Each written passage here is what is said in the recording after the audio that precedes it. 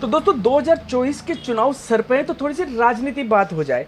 जैसे कि आप सबको पता होगा, यह खबर अब घिसी-पिटी हो चुकी होगी कि कल अरविंद केजरीवाल ने जो हाई कोर्ट में बेल की एप्लीकेशन लगाई थी, वह खारिज कर दी गई और अब अरविंद केजरीवाल को तिहाड़ जेल में ही रहना पड़ेगा। अब जबकि ईडी ने कहा है कि भाई हमने तो जो पूछना था पूछ लिया और हमने जो साबित करना था हमने साबित कर दिया है, तो अब हमारा कोई मैटर नहीं है। अब चूंकि हाई कोर्ट ने अरविंद केजरीवाल की जो जमानत खारिज कर दी, तो अब यह सिलसिला थोड़ा लंबा चलेगा। तो मुझे जब तक लगता है तो अब अरविंद केजरीवाल के चूंकि जल्दी बाहर आने के चांसेस कम है, तो इनको, जैसा कि हमारे भारत के इतिहास में पहले भी हो चुका है कि सम्मानजनक तरीके से अपने मुख्यमंत्री पद से इस्तीफा दे देना चाहिए और जो इनकी वाइफ है उनको मुख्यमंत्री बना देना चाहिए। यह एक सही तरीका है अपनी राजनीति को आगे बढ़ाने का। मगर दिक्कत यह है कि आप पार्टी के अंदर बहुत सारे मुख्यमंत्री पद के लिए लोग काम कर रहे हैं, वह अपने आप को इस चीज़ में आगे ला रहे हैं, क्योंकि उन्होंने ये आशा नहीं की थी दूसरे नेताओं ने कि अगर कभी ऐसा होता है तो अरविंद केजरीवाल जी की वाइफ यानी कि भाभी जी सामने आ जाएगी। और यह भी आरोप लगाया जाता है सरकार के ऊपर कि जो अरविंद केजरीवाल के ऊपर ईडी की कार्रवाई हुई है वह राजनीतिक कार्रवाई थी। अब मुझे एक बात समझ में नहीं आती कि यह लोकसभा के चुनाव है, ठीक है, जो कि हमने पिछली बार 2 बार देखा है कि दिल्ली के अंदर 6 की 6 सीटें बीजेपी जीतती है और इस बार भी ऐसे ही अनुमान लगाए जा रहे हैं। तो अगर अरविंद केजरीवाल बाहर भी होते तो क्या वह इन चुनावों पे कोई फर्क डाल पाते? मैं ऐसा नहीं समझता। तो केजरीवाल अंदर हो या बाहर हो, इन चुनावों पर कोई असर नहीं पड़ेगा, बल्कि जो इंडिया अलायंस है और जो आप पार्टी है उनको थोड़ी सिंपैथी मिलेगी उनके वोटरों की तरफ से जो आप पार्टी के वोटर है, क्योंकि उनके लिए तो यही है ना कि अरविंद केजरीवाल को जो अंदर डाला है सरकार ने या सरकार ने अंदर डलवाया है वह राजनीतिक कार्रवाई है, बदले की भावना है।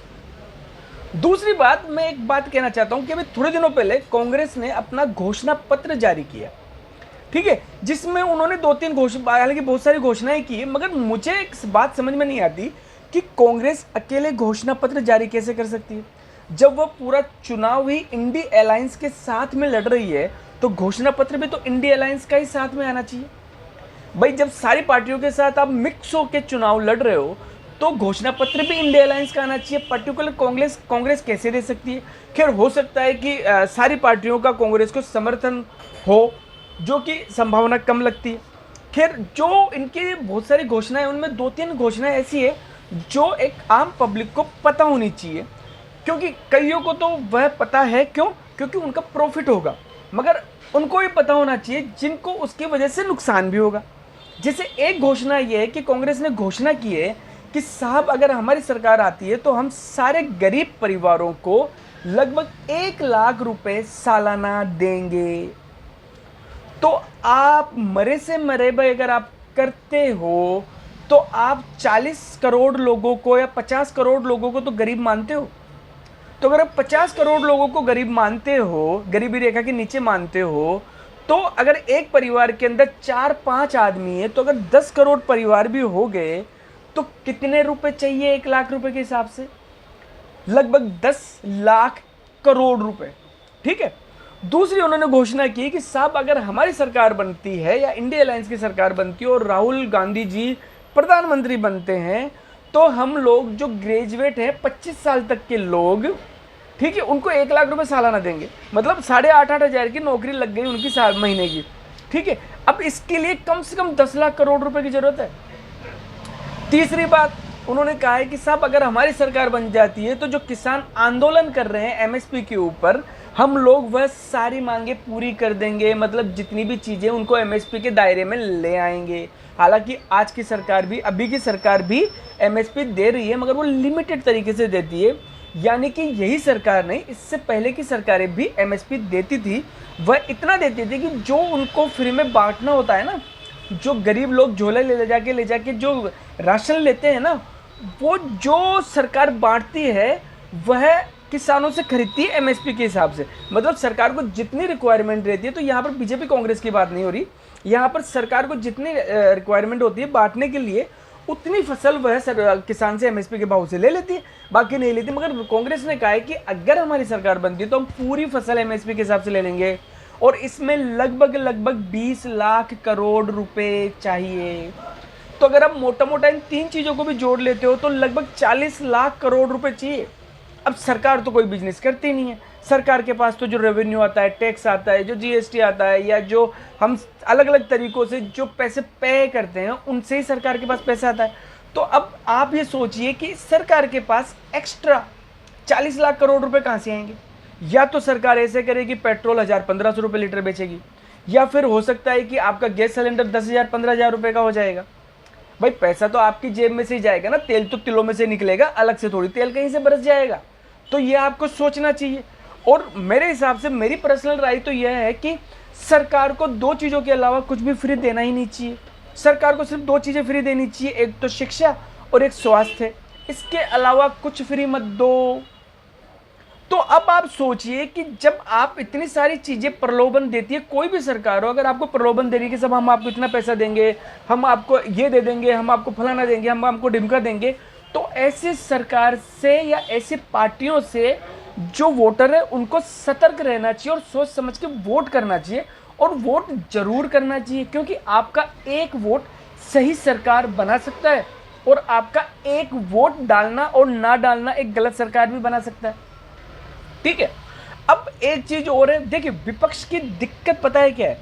विपक्ष, देखिए मैं ये नहीं कहूँगा कि कांग्रेस कोई छोटी पार्टी है या कांग्रेस कोई खराब पार्टी है, क्योंकि सारी जो पार्टियां होती है वक्त की बात होती है, अलग अलग टाइप में कई पार्टियां बहुत अच्छी होती है, क्योंकि जब पार्टियों का नेतृत्व कोई नेता करता है तो उस नेता की अपनी पर्सनल चीज़ें, अपनी पर्सनल सोच भी उसके साथ इंक्लूड हो जाती है।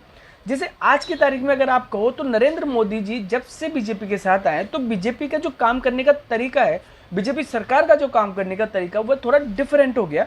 अटल बिहारी वाजपेयी जी की सरकार भी बहुत अच्छी थी। ऐसे ही कांग्रेस के टाइम पर भी जब इनके बहुत अच्छे अच्छे नेता थे, उस समय इनका काम करने का तरीका अलग था, मगर अब इनके जो नेता है वह अलग है। तो दिक्कत क्या है कि कांग्रेस के अलावा भी जो विपक्ष है वह अधिकतर सरकार की सिर्फ बुराई करने से मतलब रखता है। मतलब उनको हर बात में सरकार की बुराई करनी है, और यह बात हमेशा उन्हीं के ऊपर उल्टी पड़ती है। देखिए सिर्फ बुराई करने के लिए बुराई मत कीजिए, क्योंकि आजकल का वोटर जो है वो सब जानता है। मोबाइल में पूरी चलती फिरती दुनिया है, सारी इंफॉर्मेशन होती है, तो आजकल का वोटर बहुत आसानी से पता कर लेता है कि क्या सही है और क्या गलत है। इसलिए विपक्ष को जबरदस्ती में सरकार की बुराई नहीं करनी चाहिए। वनस्पत विपक्ष को, जो भी विपक्ष में पार्टियां हैं, उनको जो अपने प्लस पॉइंट है वह सामने रखने चाहिए जनता के, वह उनको बताना चाहिए। अगर आप सामने वाले की सिर्फ बुराई बुराई करोगे तो आपकी जो डिग्निटी है या जो आपकी जो इमेज है वह खत्म होती है, क्योंकि सबको ये पता है कि यार ये हमेशा बुराई करता है, मतलब बुराई इसके अंदर है। हाँ, जहाँ पर जरूरी हो वहाँ पर ही बुराई कीजिए, हर बात में सरकार की बुराई नहीं करनी चाहिए, इससे आपको नुकसान ही होता है, विपक्ष को हमेशा नुकसान ही होता है। हमने ये देखा है 2014 के अंदर, जहाँ पर जबकि नरेंद्र मोदी सरकार में भी नहीं थे, प्रधानमंत्री भी नहीं बने थे, और जब उनका जैसे ही फेस आया तो विपक्ष ने अपनी सारी ताकत सिर्फ नरेंद्र मोदी की बुराई करने में या उसका उनकी कमजोरियां बताने में, उनकी गलत बातें करने में, उनको गालियां देने में सारी ताकत लगा दी। उसका फायदा मोदी जी को मिला। तो मेरी तो विपक्ष को यही राय है कि वह जो अपनी ये जो ताकत है या जो अपनी एनर्जी है वह सरकार की बुराई करो, मगर वह सही तरीके से, जहाँ पर बनती है, जबरदस्ती नहीं, और अपनी अच्छाइयों में लगाओ। जहाँ पर आपकी सरकार है आप वहाँ पर बताइए कि साहब हमने ये किया है, और अगर हम केंद्र में भी आते हैं तो हम ऐसा करेंगे। ठीक है। अब ऐसे ही एक बात के ऊपर जो सरकार, विपक्ष जबरदस्ती में सरकार की बुराई कर रहा है, वह यह है कि जो इलेक्टोरल बॉन्ड है जो 2017 में आया धरातल पे, वह कौन लेके आया। यानी कि मोटी मोटी भाषा में, एक मारवाड़ी भाषा के अंदर आप ये समझिए कि ये जो पार्टियां होती है, जो उद्योगपति होते हैं, वह किस राजनीतिक पार्टी को कितना चंदा दे रहा है। तो यह जो लीगल किया है इन लोगों ने कि भाई अब जो भी राजनीतिक पार्टियां होगी वह 1 नंबर में ही चंदा लेगी, 2 नंबर में नहीं लेगी, और जो भी कोई व्यापारी होगा या जो भी कोई अपनी तरफ से पैसा देना चाहता है वह बैंक के थ्रू राजनीतिक पार्टियों को चंदा देगा। मगर क्या चंदा आज से ही दिया जा रहा है? अरे ये तो तब से दिया जा रहा है जब से भारत आजाद हुआ, जब से भारत में चुनाव हो रहे हैं। तो उस समय का जो दिया गया चंदा वो तो सारा का सारा 2 नंबर में दिया गया ना, वो तो काले में दिया गया, वो तो पैसे दिया गया, उसका तो कोई रिकॉर्ड ही नहीं है। तो यह रिकॉर्ड लाने के लिए या आपको सामने जो आप इतना सीना चौड़ा करके या मुंह खोल खोल के चिल्ला रहे हैं, हर कोई विपक्ष भी चिल्ला रहा है, तो यह चिल्लाने का हक आपको किसने दिया? इसी सरकार ने तो दिया। 2017 में तो यह कानून आया कि सब अब जो भी होगा वह पता, मतलब कि जो व्यापारी है वो बताएंगे कि साहब कितना चंदा दिया। तो जिस सरकार ने यह नियम लेके आए, जो सरकार यह कानून लेके आए, आप उसी सरकार को कह रहे हो कि साहब तो फंस गई। अरे अगर उनको यह डर ही होता फंस गई तो ये कानून लाते ही क्यों? ठीक है, तो आप हर चीज में सरकार का विरोध करते हैं, यह ठीक नहीं है, क्योंकि इसकी वजह से आपको भी उतना ही नुकसान है। देखिए जितनी भी राजनीतिक पार्टियां हैं वह सब पार्टियां चंदा लेती है, और मेरे हिसाब से जब तक मेरी पर्सनल राय है, जो उद्योगपति होते हैं, बड़े बड़े उद्योगपति होते हैं, उनके लिए कोई पार्टी सगी नहीं और कोई पार्टी दुश्मन नहीं। इनके लिए वही पार्टी अपनी है, अच्छी है, जो सरकार के अंदर है। तो मेरे हिसाब से यह सारी राजनीतिक पार्टियों को चंदा देते हैं कि कोई भी राजनीतिक पार्टी अगर आएगी तो उससे हमारा तो भला हो, क्योंकि ये तो व्यापारी है, इनको तो पैसे कमाने, ये काम पैसा के लिए करते हैं। इसलिए जितने भी लोग जो चंदा देते हैं, मेरे हिसाब से वह दोनों ही तीनों पार्टियों को ही चंदा देते हैं, ताकि उनका सामंजस्य सबसे बना रहे। तो आप ये भूल के भी अपने दिमाग से निकाल दीजिए, जो ये लोग अधिकतर कहते रहते हैं कि साहब अडानी, अंबानी, टाटा, इन्होंने ये कर दिया और वो कर दिया। अभी जैसे ही कर्नाटक में कांग्रेस की सरकार आई, कांग्रेस ने अडानी के साथ ही जाने कितने करोड़ अरब रुपए का कॉन्ट्रैक्ट किया। तो दोस्तों यह राजनीतिक पार्टियां और जो यह व्यापारी है सबके साथ है। मैंने हमेशा से कहा है, राजनीति में कोई किसी का दुश्मन नहीं, कोई किसी का दोस्त नहीं।